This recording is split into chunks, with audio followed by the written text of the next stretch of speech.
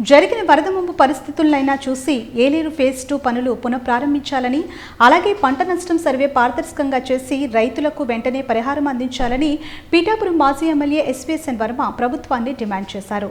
పీఠాపురం నియోజకవర్గం కొత్తపల్లి మండలం ఇసుకపల్లి ఉప్పరగూడెం గ్రామాల్లో పార్టీ నాయకులతో కలిసి ఆయన పర్యటించారు. పంట నష్టపోయిన రైతులతో మాట్లాడారు. అనంతరం ఆయన మీడియాతో మాట్లాడారు. ఈ కార్యక్రమంలో పార్టీ నాయకులు అనిశెట్టి సత్యానందరెడ్డి, శ్రీనివాసరాజు తదితరులు పాల్గొన్నారు. మరి పెదయ్యేరు ఆధునీకరణకి మనం సెకండ్ ఫేజ్లో టెండర్లు పిలిచి అమౌంట్ 130 కోట్లు తెచ్చి శంకుస్థాపన కూడా నాగలపల్లి ఊరేవతలు కూడా చేయడం జరిగింది. ఆ పనులు ప్రారంభించక మాకు ప్రభుత్వం పోవడంతో ఆ పనులు సర్వే వరకు అయినాయి. తర్వాత వీళ్ళు వచ్చాక ఆపేశారు.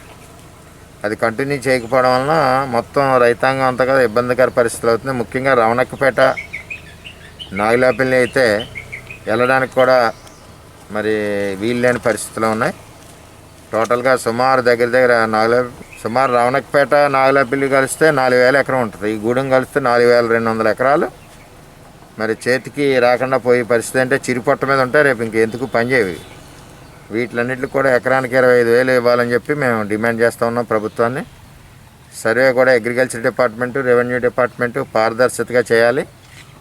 స్థానిక వాలంటీర్లు వీళ్ళందరూ కూడా ఎక్కడ మరి ఇబ్బందులు కలగజేయకుండా రైతులకు పారదర్శకతగా సర్వే చేసి అందరి పేర్లు రాయవలసిందిగా కోరుతా ఉన్నాం. అలాగే రైతులు కూడా ఎవరి పొలాల్లో వాళ్ళ ఫోటోలు తీసుకుని ఏదైనా ఇబ్బంది ఉన్నా మాకు పార్టీ ఆఫీస్ కూడా తెలియజేస్తే మేము కూడా మాట్లాడడం తెలియజేస్తూ, ఇంత అపార నష్టం మరి జరగడానికి కారణం ఫేజ్ 2 పనులు మరి ఇప్పుడున్న ప్రభుత్వం ఆపేయడం వల్ల ఇంత నష్టం జరిగిందని చెప్పి తెలియజేస్తూ, మరి నిన్న కలెక్టర్ గారు, మంత్రి గారు కూడా రావడం జరిగింది.